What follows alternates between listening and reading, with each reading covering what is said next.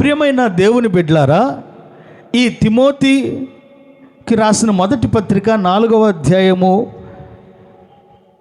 7వ వచనంలో 8వ వచనంలో మనం చూస్తే, అపవిత్రములైన ముసలమ్మ ముచ్చట్లను విసర్జించి దైవభక్తి విషయములో నీకు నీవే సాధకము చేసుకొనుము. ఇక్కడ చూస్తే శరీర సంబంధమైన సాధకము అనగా ఎక్సర్సైజ్, సాధకము అనగా పని. ఇప్పుడు జాగ్రత్తగా మనము గమనిస్తే శరీర సంబంధకమైన సాధకము, ఆ తర్వాత జీవ విషయములో వాగ్దానముతో కూడినైనందున, అంటే జీవ విషయములో సాధకము. ఇప్పుడు తలలు పైకెత్తండి, కొద్దిసేపు జాగ్రత్తగా మీకు ఈ వాక్యాన్ని వివరిస్తా. దైవభక్తి విషయములో నీకు నీవే సాధకము చేసుకొనుము. ఏం చేయాలి? సాధకము అనగా పని, సాధకము అనగా ప్రాక్టీస్, సాధకం అనగా వర్కౌట్. ఇప్పుడు మనము రోజు ఈ సాధకం చేస్తాం. ఒకసారి బాబు ఇట్రా, నిలబడు. ప్రతిరోజు మనం సాధకం చేస్తాం. ఏమి సాధకం చేస్తాము మనం జాగ్రత్తగా విందాం. కూర్చో. అందరం ఇట్లా కూర్చున్నాం కదా, ఇప్పుడు కూడా కూర్చున్నాం, ఇంట్లో కూడా కూర్చుంటాం. లేచి, ఇందాక కూర్చున్నాడు, ఇప్పుడు లేచాడు. నడవవారా? అట్లా నడుసు, ఆడికి పోయి వెనక్కిరా. ఇప్పుడు టైము బస్సు పోతుందనుకో, ఏం చేస్తావు నువ్వు? ఉరుకుతాడంట. బైబిల్ అయితే పరిగెత్తడం. సరే, మీకు ఎక్స్ప్లెయిన్ చేస్తా. మీరు ఇంట్లో అయినా, ఆ తర్వాత వ్యాపారానికి వెళ్ళేటప్పుడైనా, మీరు వెళ్ళే పనులకు ట్రాక్టర్ పోతుందనుకో, ఉంటుందిలే నా కోసం, నువ్వు ఇంద్రమ్మ మనవరాలేం కాదు నీ కోసం ఉంచడానికి. ఆమె అంతే చేస్తుంది పానీ అయినా ఈరోజు ఉరికిచ్చే రేపు తొందరగా వస్తుంది అన్నీ. ఇప్పుడు ఇందాక నేను చెప్పినవన్నీ చేయి. కూర్చో, లేచి, తర్వాత నడిచి, పరిగెత్తడం. ఈ 4 పనులు ప్రతి వ్యక్తి ప్రతిరోజు వారి జీవితంలో చేస్తారు. పిల్లలు కూడా కూర్చుంటారు, లేస్తారు, నడుస్తారు, తర్వాత పరిగెడతారు. ఈ 4 పనులు. ఇప్పుడు వాక్యంలోకి వద్దాం. దైవభక్తి విషయంలో నీకు నీవే సాధకం చేసుకో.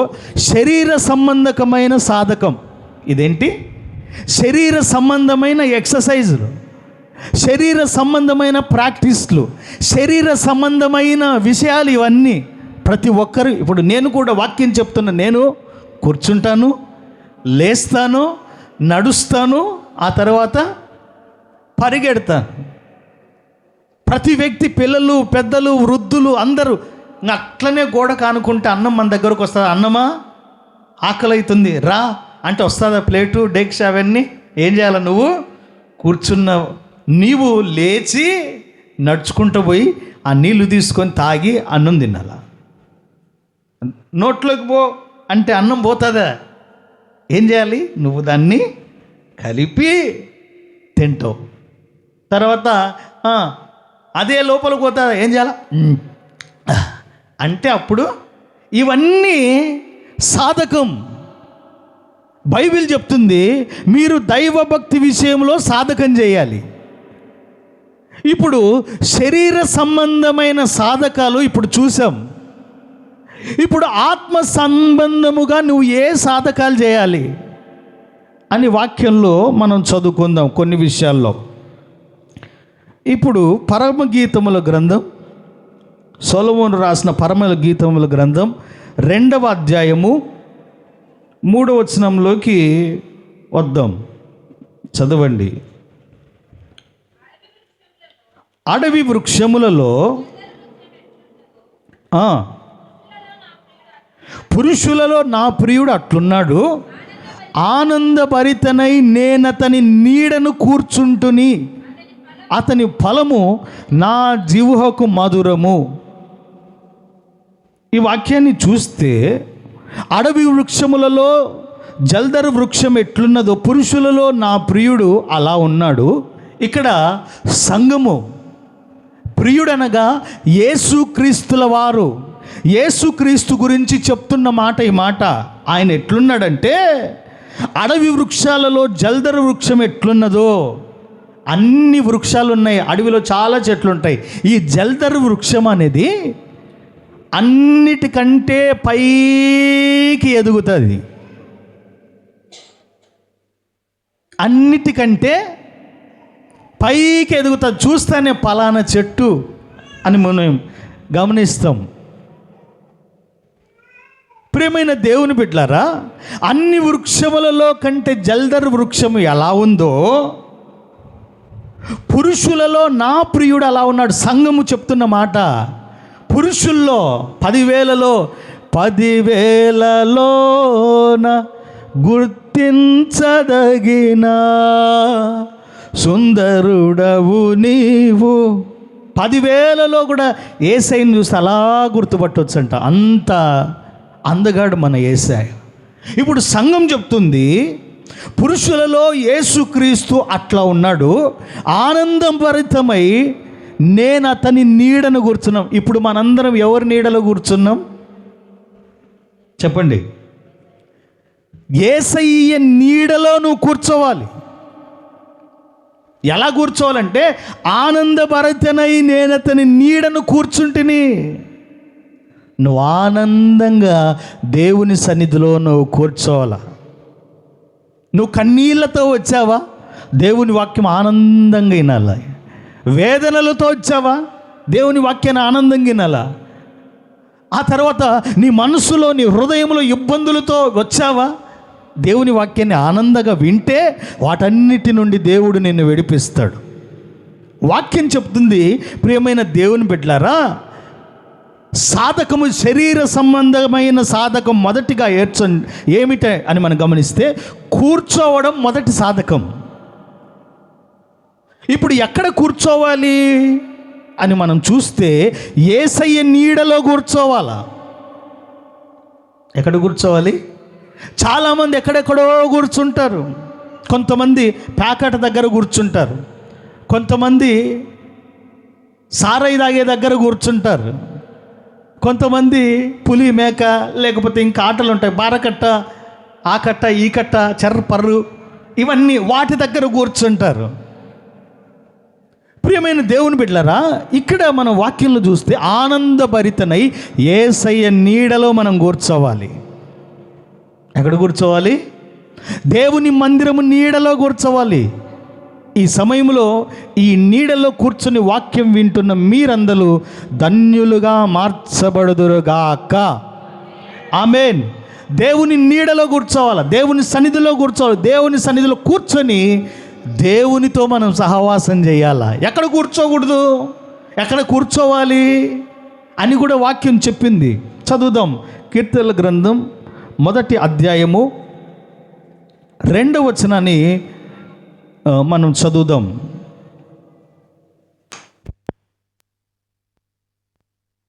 ప్రేమ 1వ వచనం. దుష్టుల ఆలోచన చొప్పున నడవక, పాపుల మార్గమున నిలవక, అపహాసకులు కూర్చుండు చోట కూర్చోకూడదు. ఎక్కడ కూర్చోవాలి? దేవుని నీడలో కూర్చోవాలి. అపహాసకులు ఉండే చోట చెప్పండి, కూర్చోకూడదు. దేవుని నీడలో నువ్వు కూర్చుంటే, ఆయన సహవాసం చేస్తే ఆయన సన్నిధిలో మనం కూర్చోవాలా. ఇప్పుడు ఇంకొక వాక్యాన్ని ఒకసారి చదువుదాం. లూకాసు వర్తమానం, లూకాసు వార్త 10వ అధ్యాయము 40వ వచనం. 10వ అధ్యాయము 40వ వచనం. మార్త విస్తారమైన పని పెట్టుకున్నట్టు చేత తొందరపడి ఆయన యొద్దకు వచ్చి, ప్రభువా, నేను ఒంటరిగా పని చేయుటకు నా సహోదరుని నన్ను విడిచిపెట్టినందున నీకు చింత లేదా? ఓకే, ఇప్పుడు 39 చదువుదాం. 39వ వచనం. ఆమెకు మరియాను సహోదరి ఉండెను. ఈమె యేసు పాదముల దగ్గర కూర్చొని ఆయన బోధ వినుచుండెను. ఎక్కడ కూర్చుంది ఈమె? ఎక్కడ కూర్చుంది చెప్పండిలే. యేసయ్య పాదాల దగ్గర. ఆ ఊర్లో ఇద్దరు అక్క చెల్లెలు ఉన్నారు, మార్తా మరియా. ఇద్దరు ఒకే తల్లికి పుట్టారు వాళ్ళు, కానీ వాళ్ళ బుద్ధులు వేరు. మన ప్రాంతాల్లో కూడా ఉంటారు చాలామంది అక్క చెల్లెలు, వాళ్ళు ఇద్దరు ఉంటారు కానీ వాళ్ళ బుద్ధులు ఇద్దరి ఒకటే ఉంటాయా? ఉండవు. ఒకసారి సామె తిన్నా, పెద్దదేమో ఆ పోతు ఈ పోతు అన్నట్టు. నాకు గుర్తు రాలేదు, నిజం. నాకు చెప్పక పర్లేదు. సింటుమారా? చిన్నది సింటుమారి, పెద్దది గాండుమారి అంట. ఇప్పుడు ఇద్దరు వేరు, ఇద్దరు రెండు క్యారెక్టర్స్ వేరు. ఇక్కడ కూడా బైబిల్లో మార్తా మరియా అని ఇద్దరున్నారు.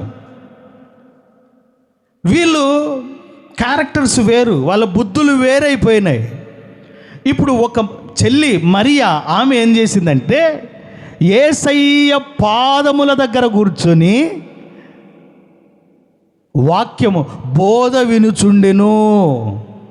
ఇప్పుడు మార్తా అనే ఆమె ఏం చేస్తుందంటే విస్తారమైన పని పాటలు పెట్టుకున్నందువలన ఈమె ఏం చేస్తుందంటే ప్రభువు దగ్గరికి వచ్చి తొందరపడి ఆయన యుద్ధకు వచ్చి, ప్రభువా, నేను ఒంటరిగా పని చేయుటకు నా సహోదరి నన్ను విడిచిపెట్టినందున నీకు చింత లేదా?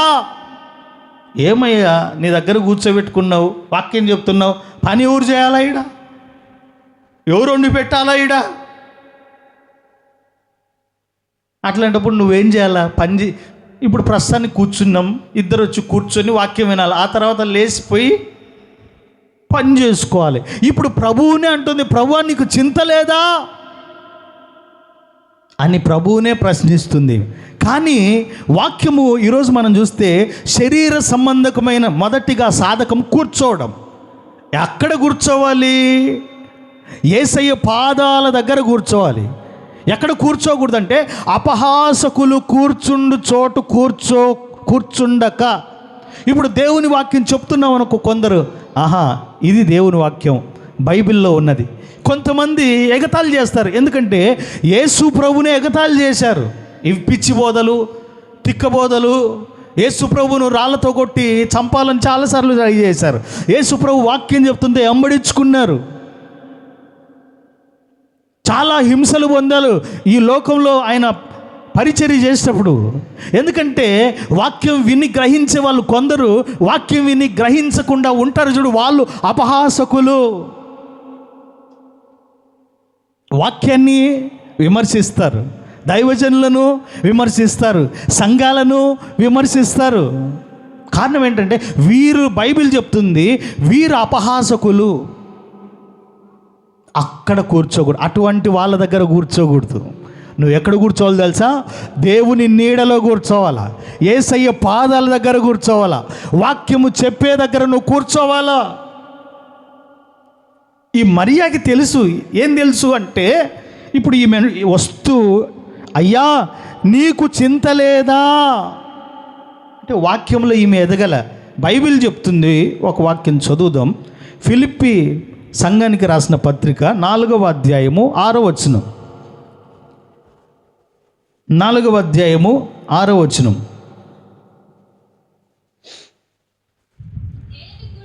దేనిని గూర్చియు చింతపడకూడి. ఏంటి? దేని గూర్చి చింతపడొద్దు. ఇది చింతపడకుడి. మళ్ళీ చింతపండు అనుకున్నారు మీరు, చింతపండు కాదు, పప్పులు వేసుకోండి. దేని గూర్చి చింతపడొద్దు. వాక్యం అదే చెప్తుంది. రేపేం జరుగుతుందో, నేను బాగుపడతానే లేదో, ఏమవుతుందో ఏమో, నా పిల్లల భవిష్యత్తు ఏందో, నా సంఘం భవిష్యత్తు ఏందో, ఎలా ఉంటుందో నా పరిస్థితి. ఇప్పుడు ఈ మార్తా వచ్చి అంటుంది, అయ్యా నీకు చింత లేదయ్యా, ఒక్కదాన్ని చేసుకుంటున్నా, ఏమయ్యా యేసయ్య నీకు చింత లేదా? బైబిల్ చెప్తుంది దేని గురించి చింతపడొద్దని. ఈమె చింతిస్తుంది, ఇన్ని పనులు ఉన్నాయి, ఎవరు చేయాలా ఇవన్నీ? అందుకనే ప్రియమైన దేవుని బిడ్డలారా, వాక్యం అదే చెప్తుంది. ఏమనంటే మీరు మొదటిగా వాక్యానికి సమయం ఇవ్వండి. ఎక్కడన్నా కొన్ని చోట్ల ప్రార్థన పెట్టినాం అనుకో, నేను పోయినాక వంటలు చేస్తుంటారు. అది ఉపవాస ప్రార్థన అనుకో, వాళ్ళు తాలింపు వేసినప్పుడల్లా ఆ వాసన అంతా ముక్కు అదురుతుంటుంది, ఇల్లు ఈడ ప్రార్థన పక్కకు పోతుంది. ఇంకా నిజంగా నేను కూడా అనుకున్నా, ఈరోజు గోంగూర పప్పులో వెల్లుల్లిపాయలు బాగా వేసినారు చూడండి. ప్రార్థన ముఖ్యమా తిండి ముఖ్యమా చెప్పండి? ప్రార్థన ముఖ్యం. ప్రియమైన దేవుని బిడ్డలారా, నీకు ప్రార్థన అవసరం లేదా? ముందు తిండి చేసుకో, తర్వాత ప్రార్థన చేయి. ఆ తర్వాత ప్రార్థన అయిపోయినాక తిండి చేసుకో. అట్లా ప్రార్థన జరుగుతుంటుంది, ఇక్కడ తిండి చేస్తూ ఉంటారు. వీళ్ళ మనసు అంతా అయిందో లేదో, అయిందో లేదో, అయిందో లేదో, అయిందో లేదో, అయిందో లేదో. ఉప్పు సరిగా ఇచ్చారో లేదో ఈరోజన్నా, మసాలా ఎంత పట్టించినారో ఏమో కథ. నన్ను పిలిచేలా ఈరోజు ఉల్లిగడ్డలు కోయనీకి, టమోటాలు కోయనీకి. నిజం ఎప్పుడు పిలిచేవారు. ఇది వాక్యం అంతా పక్కకి వెళ్ళిపోతుంది. అందుకనే వాక్యం చెప్తుంది, మీరు దేని గురించి చింతపడొద్దు. దేవుడు అనుకుంటే మీ జీవితంలో ఏమైనా చేస్తాడు. ఎక్కడ కూర్చోవాలంటే ప్రభు సన్నిధిలో కూర్చోవాలి. ఈమె మరియా అదే చేసింది, ప్రభు పాదాల దగ్గర కూర్చుంది. దేవునికి మహిమ కలుగునుగాక. ఎక్కడ కూర్చుంది? యేసయ్య పాదాల దగ్గర కూర్చొని ఆయన బోధ వినుచుండెను. ఎక్కడ కూర్చోవాలి? యేసయ్య పాదాల దగ్గర కూర్చొని ఏం చేస్తుంది? బోధ వినుచుండెను. యేసయ్య పాదాల దగ్గర పడుకొని నిద్రపోయి ఆయన పాదాల మీద జొల్లుగార్చిందే. మన ఊరికి వచ్చిందటనే ఆయన కాళ్ళ నిండా జొల్లి ఉండు. మేము ఎంత చల్లగున్న యేసయ్య పాదాలని. అందుకని మన ఊరికి రాలే ఆయన. దేవుడికి స్తోత్రం కలుగునుగాక. హల్లెలూయా. ప్రియమైన దేవుని బిడ్డలారా, ప్రభువు సన్నిధిలో కూర్చోవాలా. అపహాసకులు కూర్చుండే చోట కూర్చోకూడదు.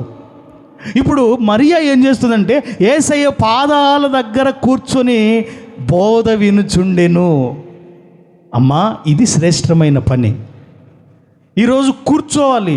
ఎక్కడ కూర్చోవాలి నీ సమయంలో అంటే వాక్యం దగ్గర కూర్చోవాలి. వాక్యం చెప్తుంది, నీవు దేని గురించి చింతపడొద్దు.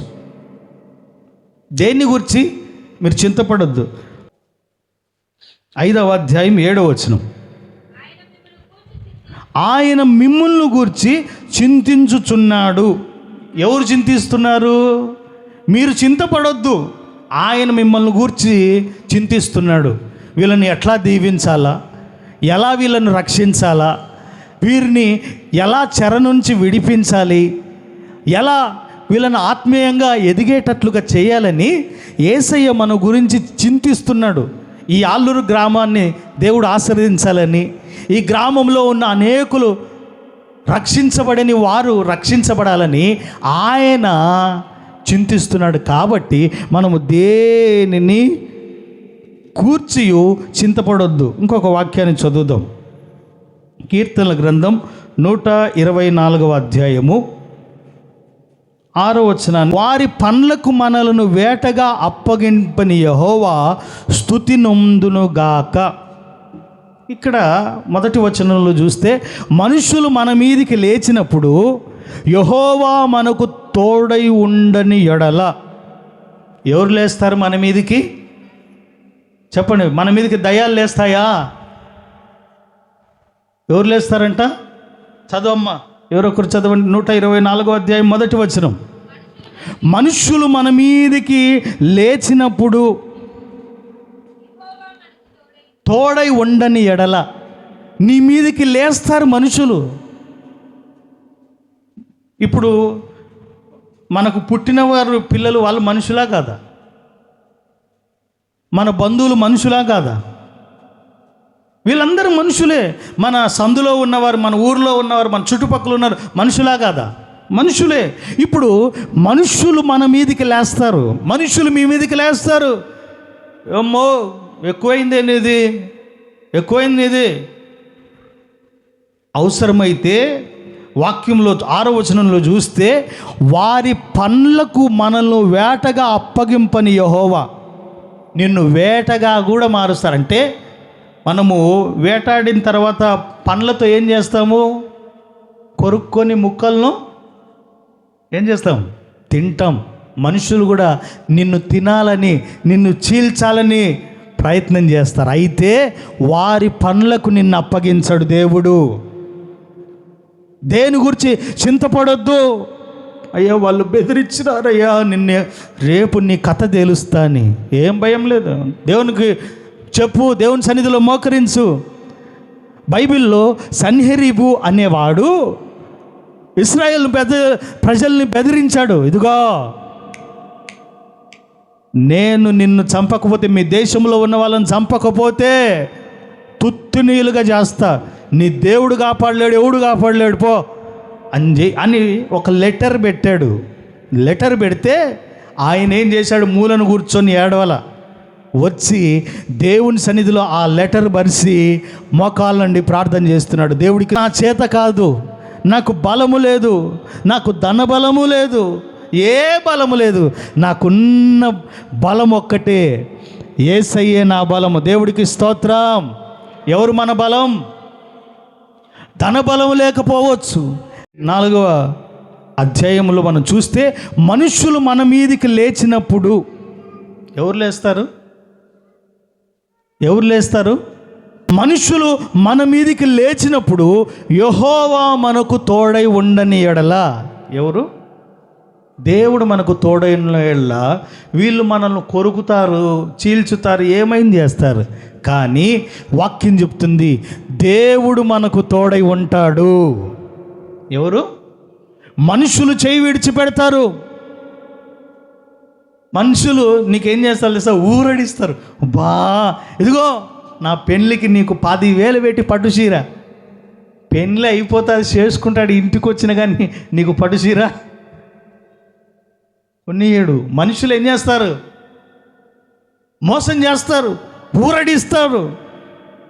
కానీ దేవుడు నీకు తోడై ఉండని ఎడల ఇవన్నీ నువ్వు భయపడతావు. చిన్నది వచ్చినా భయపడతావు, జంకుతావు.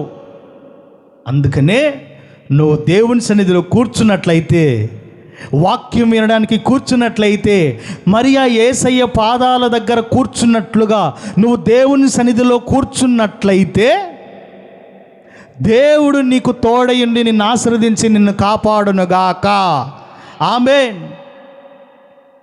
ఈరోజు మొన్న పేపర్లు చదివా, ఒక ఆమె భర్తను చంపి మిక్సీ పట్టిందంట. అల్లం కొత్తిమీరని కాదు, మనిషి చూడండి ఎంత దారుణంగా ఉన్నారు.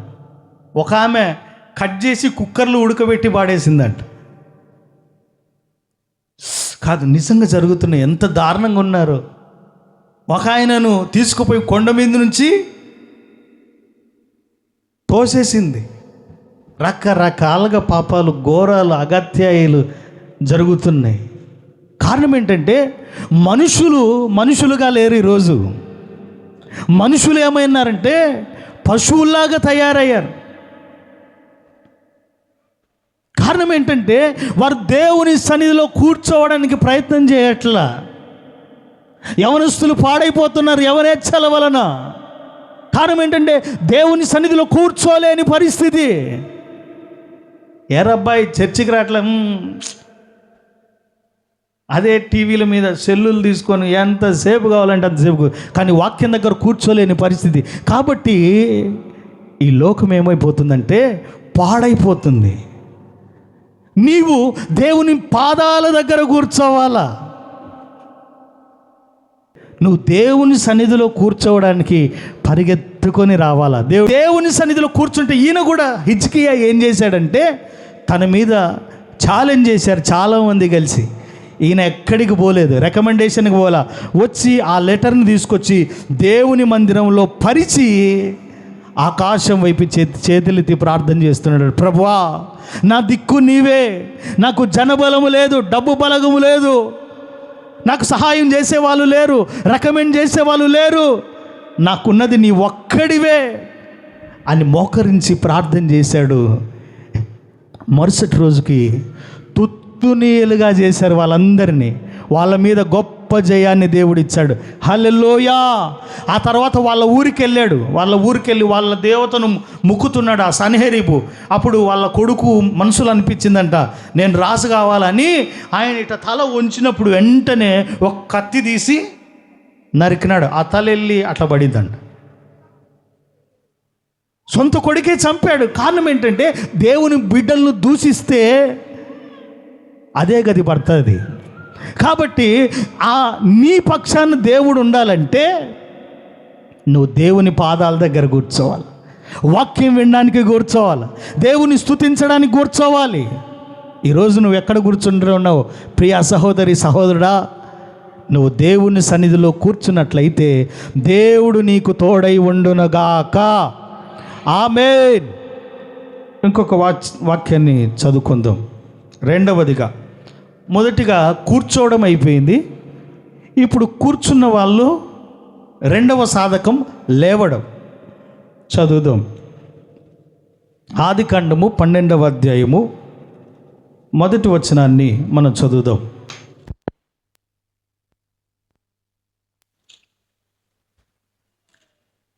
ఆదికాండము 12వ అధ్యాయము మొదటి వచనాన్ని మనం చదువుదాం.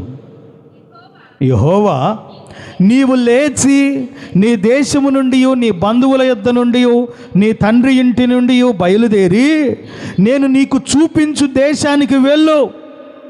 అబ్రహాముతో దేవుడు ఏమని చెప్తున్నాడంటే, నీవు లేచి నిలబడాలి. నీవు లేచి నేను నీకు చూపించు దేశానికి వెళ్ళు. లేచి నువ్వేం చేయాలి? దేవుడు చూపించే స్థలానికి వెళ్ళు, అక్కడ నిన్ను ఆశీర్వదిస్తానని. అబ్రహాము వెంటనే లేచి బయలుదేరాడంట. ఎక్కడికి వెళ్ళాలో దేవుడు క్లారిటీగా చెప్పలే, పలానా ఊరికి వెళ్ళు అని. కానీ లేచి దేవుని మాటను బట్టి బయలుదేరాడు, లేచాడు. అక్కడి నుంచి తన జీవితము ప్రారంభమైంది. లేచి తన బంధువుల దగ్గర నుంచి లేచాడు, తన తండ్రి ఇంటి నుండి లేచాడు. నేను నీకు చూపించు దేశానికి వెళ్ళు. దేవుడు చూపించే దేశానికి వెళ్ళాలి. ఇంకొక వాక్యం కూడా చదువుదాం, ఆ తర్వాత వివరంగా తెలుసుకుందాం. ఆదికాండము 35వ అధ్యాయము 3వ వచనం. 2:3 వచనం చదువుదాం. యాకోబు తన ఇంటి వారితోనూ తన యొద్దనున్న వారందరితోనూ మీ యొద్ద ఉన్న అన్య దేవతలను పారవేసి మిమ్మును మీరు శుచిపరచుకొని మీ వస్త్రములను మార్చుకునుడి. మనము లేచి బేతేలునకు వెళుదాము. దేవుని సన్నిధిలో నువ్వు కూర్చోవాలి అని మనం భావిస్తే నువ్వు లేవాలి.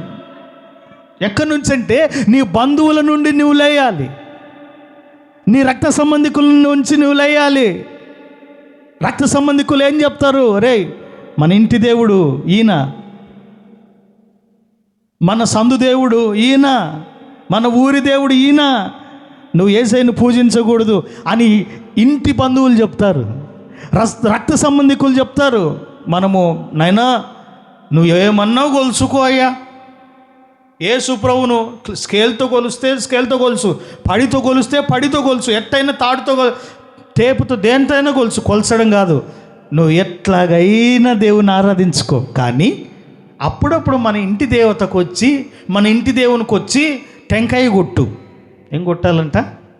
టెంకాయ కొట్టు. ఏం కాదు, ఏం దేవుడు ప్రేమామయుడు. దేవుడు ఇట్లాంటి సహించడు. నిజంగా విగ్రహారాధన దేవుడు సహించే దేవుడు కాదు. ఆజ్ఞల్లో కూడా ఉంది, నేను తప్ప వేరొక దేవుడు నీకు ఉండొచ్చులే, ఒకరు ఇద్దరు ఉండొచ్చులే అనిందా బైబిల్లో? ఏమనుంది? నేను తప్ప నీకు వేరొక దేవుడు ఉండకూడదు. పైన ఆకాశం అందే కానీ, భూమి అందే కానీ, భూమి కింద నీళ్ళ అందే కానీ నీకు వేరొక దేవుడు డైరెక్ట్గా దేవుడు సూటిగా చెప్పాడు, ఎవరు ఉండకూడదు. అందుకనే ఈ బైబిల్లో ఈ అబ్రహాం ఏం చేసేవాడంటే బొమ్మలు అమ్ముకొని బతికేవాడు. ఏం బొమ్మలంటే దేవుడు బొమ్మలు చేసుకొని బతికేవాడు. ఇప్పుడు ఒకరోజు ఏం చేశాడంటే వాళ్ళ డాడీ, రే నేను ఊరికి పోతున్నా, ఈ బొమ్మలకు నైవేద్యం పెట్టు, జాగ్రత్త మర్చిపోయినావు, నీ కథ తెలుస్తా వచ్చిన తర్వాత అని చెప్పాడు. సరే వాళ్ళు వెళ్ళారు. వెళ్ళిన తర్వాత ఈయన నైవేద్యం తీసుకున్నాడు, ఆ ప్రసాదం తీసుకొని ఇంకా వరుసగా దేవుని బొమ్మలు ఉంటే దేవుని బొమ్మల దగ్గర మొత్తం పెట్టాడు. ఇదిగో దేవుడా, ఇది నువ్వు తిను, నువ్వు కొద్దిగా లావుగా ఉన్నావే, ఇది నువ్వు తిను, అయ్యా నువ్వు మూతి సన్నగా ఉందే, ఇది నువ్వు తిను. అట్లా ఒక్కొక్క దేవునికి కొలత చొప్పున పెట్టాడు. పెట్టిన తర్వాత ఇట్లా చేతులు కట్టుకొని ఇంకా తినర్రి. బొమ్మలు తింటాయా చెప్పండి? బొమ్మలు తింటాయా? తినట్లా. తిను దేవుడా అన్నాడు మళ్ళీ. అవి అట్లనే ఉన్నాయి. ఎందుకంటే అవి కనులుండి చూడలేవు, చెవులుండి వినలేవు, నోరుండి మాట్లాడలేవు, అలాగే ఉన్నాయి అవి.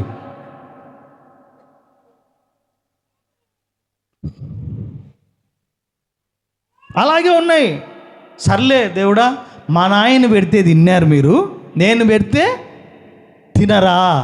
సర్లే, నా ముందు తినరు కదా, నేను తలుపేసి పోతా, అట్లా ఆడుకొని వస్తా, అట్లా తిరిగి వస్తా, ఆ లోపల తినేసేయండి మీరు అని బయటికి పోతా చెప్పినాడు. తినాల మీరు అని గడేసి బయటికి పోయినాడు. ఎవరు? అబ్రహాము. గడేసి పోయాడు. పోయి అట్లా తిరిగి ఒక పూట అయింది, మధ్యాహ్నానికి మళ్ళీ వచ్చాడు. తలుపు తీసి చూసిన, తిన్నాయా లేదా అవి? బొమ్మలు తింటాయా? తినలా. ఈయనకు యవనస్తుడు కదా, కొద్ది కోపం పెరిగింది. సరేలే, మా నాయన పెడితే తినరు, మా నాయన పెడితే తింటారు, నేను పెడితే మీరు తినరా? సర్లే, ఆడోబెట్టినా కదా, ఇప్పుడు తినిపిస్తా అని దాన్ని ముద్ద కలిపి తెచ్చి వాళ్ళ మూతికి అంటున్నాడంట. అవి ఎట్టున్నాయి? పోతాయా? ఒక బొమ్మ ఇట్టుంది అని, ఓయమ్మ ఈమె ఆల్రెడీ నోరు తెరిసిందిలే అని ముద్ద కలిపి దాంట్లో పెట్టినాడు. ఈయన ఆడి వరకు పోయింది కానీ లోపలికి పోతుందా? పోలా, అట్టనే ఉంది అని చూసినాడు. ఆమె ఏం చేసిందంటే అట్టనే అది కింద పడింది. నేను పెడితే నువ్వు ఎలగేస్తావా, ఉమ్ముతావా అని కొద్దిగా అట్లా తోసాడు. అది వెనక్కి పడింది, చెయ్యి ఇరిగింది. మళ్ళీ లేపినాడు. చెయ్యి ఇరిగినా ఏమనక ఇప్పుడు తిను అని మళ్ళీ కలిపి మళ్ళీ పెట్టాడు. అబ్రహాము తినట్లా, అన్నీ అవి బొమ్మలన్నీ తినట్లా, దేవుళ్ళ బొమ్మలన్నీ.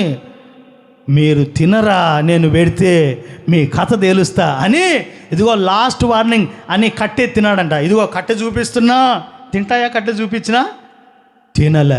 మొత్తానికి అన్నీ పట మొత్తం పగలగొట్టినాడంట. తల, ముండెము, తోకలు యాడంటాడు పడిపోయినాయి. చూశాడు. తర్వాత ఇంకా పోయి పండుకున్నాడు. పొద్దున్నే వాళ్ళ అమ్మ నాయన వచ్చారు అని వాళ్ళ నాన్న ఆ రూమ్ తెరిచి చూస్తే ఒక్క బొమ్మ కూడా లేదు.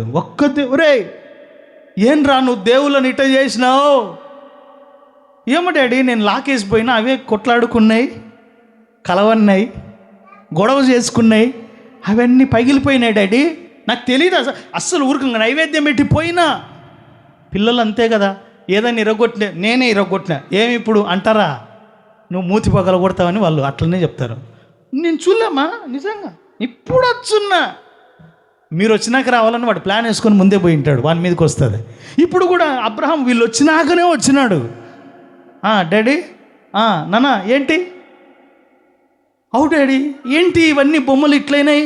డాడీ నిజంగా నాన్న అవి కొట్లాడుకున్నాయి నాన్న, నాకు కూడా రాత్రి శబ్దాలు వినిపించాను. ఒరేయ్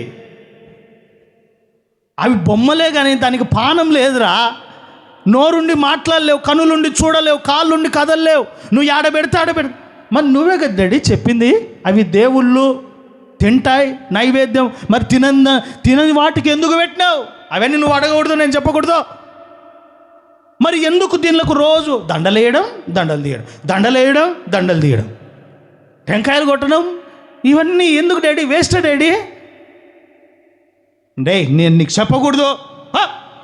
బొమ్మలు బాడి చేసిందే కాకుండా వ్యాపారం దెబ్బతీసినావు పో అని కోప్పడ్డాడు.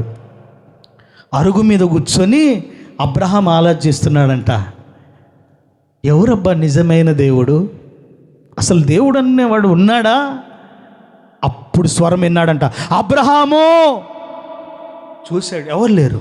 ఇదిగో నీవు లేచి నీ రక్త సంబంధుల నుండి, నీ బంధువుల నుండి, నీ మిత్రుల నుండి నువ్వు లేచి నిలిచి నేను నీకు చూపించే దేశానికి వెళ్ళు. ఒక్కటే మాట, ఈయన నిజమైన దేవుడు అనుకో, తట్ట బుట్ట మొత్తం సర్దుకొని బయలుదేరాడు. ఆ అబ్రహాము అన్ని విషయములలో ఆశీర్వదించబడ్డాడు. దేవుడికి స్తోత్రం కలుగును గాక. చెప్పిన మాట విన్నాడు కాబట్టి అబ్రహాముతో దేవుడు స్నేహం చేశాడు. ఈరోజు చెప్పిన మాట విని, వాక్యం విని వాటి ప్రకారం నడిస్తే దేవుడు నీతో స్నేహం చేస్తాడు, నీ ఇంటి వాళ్ళతో స్నేహం చేస్తాడు, నీ పిల్లలతో దేవుడు స్నేహం చేస్తాడు. లోక స్నేహితులు మోసం చేస్తారు నిన్ను, అయితే దివ్య స్నేహితుడైన దేవుడు నీతో స్నేహం చేస్తే నిన్ను వదిలిపెట్టడు. ఇప్పుడు నీవు లేచి, ఇప్పుడు యాకోబు అంటున్నాడు, ఇదిగో మనమందరము లేచి ఏమంటున్నాడంటే 3వ వచనం 35:3, మీరు యాకోబు తన ఇంటి వారితోనూ తన యొద్దనున్న వారందరితోనూ, చదవండమ్మా, మీ యొద్దనున్న అన్య దేవతలను పారవేసి మిమ్మల్ని మీరు శుచిపరచుకోండి, మీ వస్త్రాలు మార్చుకోండి. మీ దగ్గర యాకోబుతోనే ప్రయాణం చేశారు, యాకోబుతోనే వచ్చారు వీళ్ళు, కానీ వాళ్ళ అన్య దేవతలను వాళ్ళు అట్టనే పెట్టుకున్నారు. ఇందాక చెప్పారు కదా, మా ఇంటి దేవుడు, మా అబ్బాళ్ళ దేవుడు, తాత తాత తాత తాత ముత్తాత దేవుడు, వీళ్ళేనయ్యా. ఉండాలా, ఒక మూలకు ఉండాలి. ఏమనం ఆయన పూజించం, నిజంగా ఊరికి అటు ఉంటాడు. ఇదిగో అవన్నీ కుదరవు. కానీ వాక్యంలో యాకోబు అన్నాడు, ఇదిగో మీ యొద్దనున్న అన్య దేవతలను పారవేసి మిమ్మల్ని మీరు శుచిపరుచుకొని వస్త్రాలు మార్చుకొని లేచి బేతేలుకు వెళ్ళాలి. దేవునికి స్తోత్రం కలుగునుగాక. బేతేలులో ఏముందంటే నిత్యమైన సుఖం ఉంది, బేతేల్లో ఏముందంటే ఆరోగ్యం ఉంది. బేతేలు అనగా దేవుని మందిరం, దేవుని సన్నిధి, దేవుని కనుదృష్టి ఇక్కడ మీ మీద, మీ పిల్లల మీద, మీ కుటుంబాల మీద ఉండునుగాక. ఆమేన్. అన్య దేవతలు అనగా ఈ బొమ్మలు. తర్వాతే మనల్ని దేవుడు మట్టితో కలుగు చేసిన తర్వాత దేవుడు కొన్ని మంచి క్యారెక్టర్స్, మంచి బుద్ధులు మనకిచ్చాడు. కానీ ఈ లోక సంబంధమైన బుద్ధులు మనలోకి వచ్చాయి. వాటిని కూడా తీసి ఏం చేయాలి? పారవేయాలి, తీసి పడేయాలంతే. పోయినవి ఇవి బొంతలు కూడా 3 సంవత్సరాలకు ఒకసారి ఉతికేది. పోతానే తెలుస్తుంది, ఆహా వీళ్ళు పవర్ఫుల్ మనుషులు, వీళ్ళ కోసమే సర్ఫ్ ఎక్సెల్ కనిపెట్టింది. వాళ్ళు అదే అడ్వర్టైజ్మెంట్లో చెప్తారు, ఇదిగో మీ దగ్గర మొండి మరకలు ఉన్నా సరే ఏమవుతాయట, పారిపోతాయి. కారణం ఏంటంటే ఇదిగో ఇట్లా మొండోళ్ళు ఉంటారు. కొంతమంది వారానికి ఉతుక్కునే వాళ్ళు ఉంటారు, నెలకు ఉతుక్కునే వాళ్ళు ఉంటారు, కొంతమంది 3 ఏళ్ళకు 5 ఏళ్ళకు కూడా. అన్న ఇది ఎప్పుడు తెలుసా, బెడ్షీట్ నేను పుట్టినప్పుడుది. ఉతికినారా నాయన అని నా మనసులో అనిపిస్తుంది. ఉతికిండారు పుట్టినప్పటి నుంచి 30 ఏళ్ళది. అందుకనే వీళ్ళు సర్ఫ్ ఎక్సెల్ వాళ్ళు చెప్పేది, నాయన మీ మొండి మరకలు పోగొట్టనీకే ఈ సర్ఫ్ ఎక్సెలు.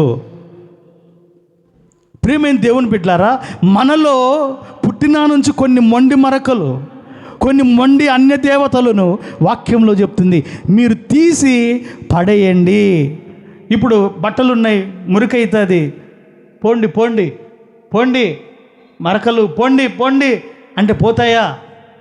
సర్ఫులు వేసి ఊరికి నానబెట్టి అట్టనే తీగ మీద వేస్తే పోతాయా? ఏం చేయాలా? నువ్వు బ్రష్ తీసుకొని దాన్ని ఏం చేయాలో, బ్రష్ తీసుకొని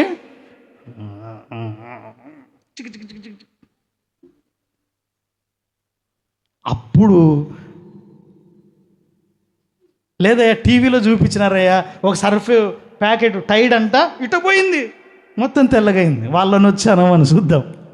ప్రియమైన దేవుని బిడ్డలారా, వాక్యం చెప్తుంది, ఇదిగో మీ ఇంట్లో వేస్ట్ అంతా ఒక మూలకు పెట్టాకండి, మీరు వేస్ట్ అంతా తీసి పారవేసి హ్యాపీగా ఆరోగ్యంగా ఉండండి. బాగా చూసుకోవాలి, నీట్గా పెట్టుకోవాలి, అప్పుడు ఆరోగ్యంగా ఉంటారు. మన హృదయాన్ని అలాగే పెట్టుకోవాలి.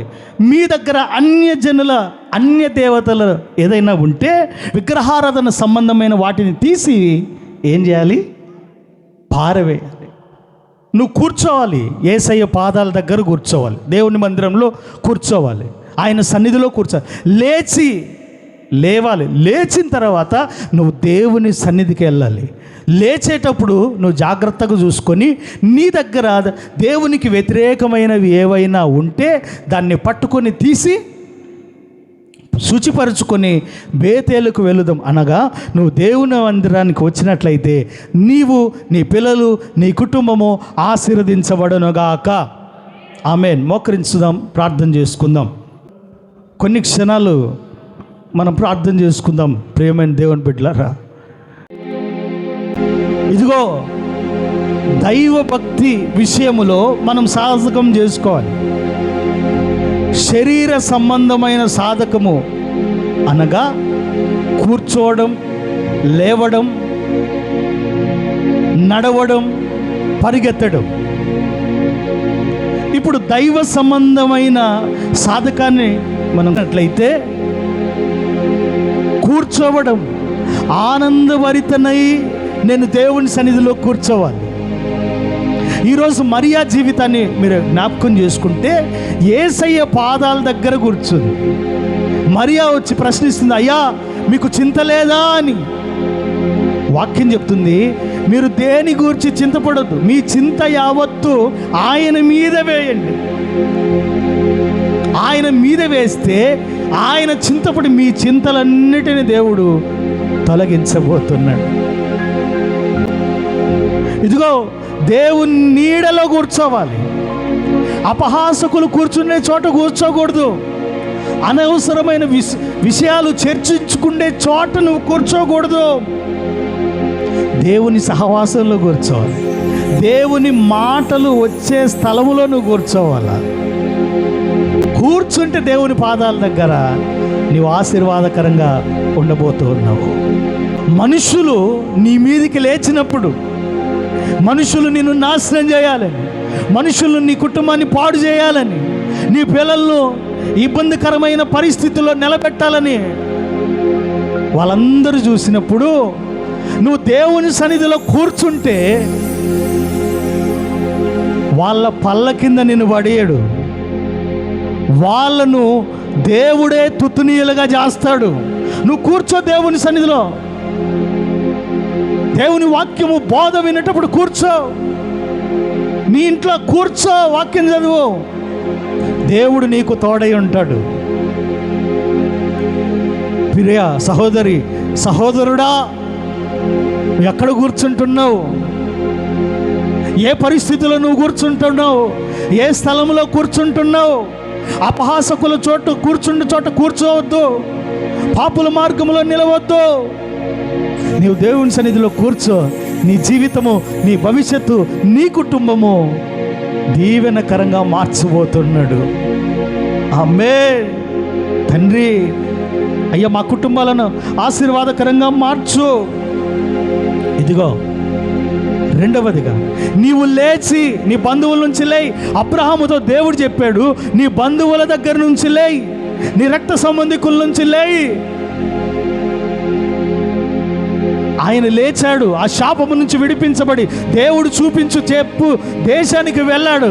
అబ్రహాం అన్ని విషయంలో ఆశీర్వదించబడ్డాడు.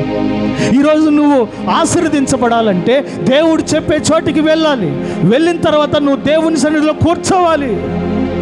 అబ్రహాము అన్ని విషయాల్లో ఆశీర్వదించినట్లుగా నిన్ను అన్ని విషయాల్లో దేవుడు ఆశీర్వదిస్తాడు. ఇదిగో యాకోబు తన ఇంటి వారందరినీ పిలిచి, మీ దగ్గర ఉన్న అన్య దేవతలను మీరు పారవేయండి, మీ వస్త్రాలు మార్చుకోండి, లేచి బేతేలుకు వెళదాం. ప్రియ దేవుని బిడ్డలారా, మీ దగ్గర ఉన్న ఇంటి దేవుళ్ళైనా అనవసరమైన నీవు తీసి పారవేయి. నీ వస్త్రాలు మార్చుకో, రక్షణ వస్త్రాలు ధరించుకో, బాప్తిసం వస్త్రాలు ధరించుకో, వాక్యానుసారంగా జీవించు. లేచి బేతేలుకు వెళ్ళు, లేచి దేవుని మందిరానికి వెళ్ళు. అప్పుడు నీ జీవితం ఫలభరితంగా మార్చబడుతుంది.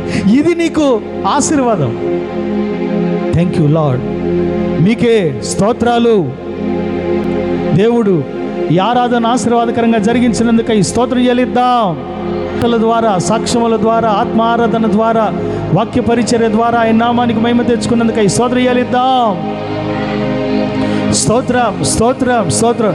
ఈ మందిర ఆవరణంలో అడుగుపెట్టిన వారందరినీ, ఈ వాక్యం విన్న వారందరినీ, ఈ గ్రామాన్ని, ప్రతి మందిరాన్ని, ప్రతి దైవజనుని దేవుడు దీవించినట్లుగా స్తోత్రం చెల్లిద్దాం. స్తోత్రం, స్తోత్రం, స్తోత్రం, స్తోత్రం, స్తోత్రం, స్తోత్రం, స్తోత్రం, స్తోత్రం. తండ్రి, కుమార, పరిశుద్ధాత్మ త్రియేక దేవుడనే యేసయ్యకు స్తోత్రం చెల్లిద్దాం. స్తోత్రం, స్తోత్రం, స్తోత్రం. ప్రార్థన. ప్రేమ కలిగిన తండ్రి, అత్యంత కృప కలిగిన దేవా, సర్వోన్నతుడా, నీకు వేలాది స్తోత్రాలు. ఈ ఉదయకాలపు ఆరాధనలో చేరి మిమ్మల్ని స్తుతించే భాగ్యం ఇచ్చారు, అందును బట్టి వందనాలు.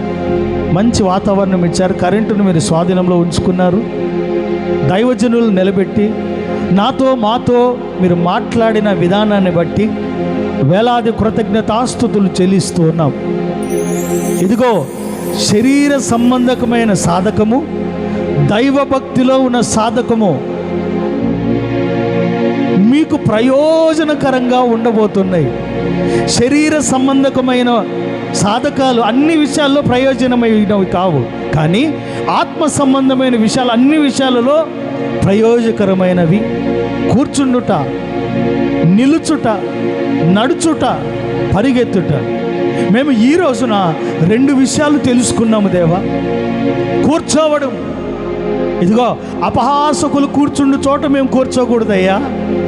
పాపులుండే చోట మేము కూర్చోకూడదు. అపవిత్రమైన మాటలు పలికే చోట మేము కూర్చోకూడదు. అయితే మరియ దేవుని పాదాల దగ్గర కూర్చుంది. మేము మీ పాదాల దగ్గర కూర్చోవాలి. మీ పాదముల దగ్గర ఉన్న ఆశీర్వాదం మేము పొందుకోవాలి. మరియా విస్తారమైన పనులు పెట్టుకుంది. చింత లేదా అని ప్రశ్నిస్తుంది. వాక్యం అయితే చెప్తుంది, మీరు దేని గురించి చింతపడదు, మీ చింత యావత్తు ఆయన మీద వేయడు, ఆయన మీ చింతను తీర్చబడతాడు అని మేము లేఖనాలు విన్నాం. కాబట్టి మేము దేని గురించి చింతపడకుండా మా జీవితాలలో మీరు ఉండమని అడుగుతున్నాం. తండ్రి, ప్రార్థన చేస్తున్నాం. ఇదిగో మనుషులు మా మీదకి లేచినప్పుడు మీ సన్నిధిలో కూర్చుంటే, మీ పాదాల దగ్గర కూర్చుంటే వారిని మీరే అణిచివేస్తారని లేఖనాలు విన్నాం. ఆ విధంగా నీ సన్నిధిలో కూర్చోవాలి ప్రభా.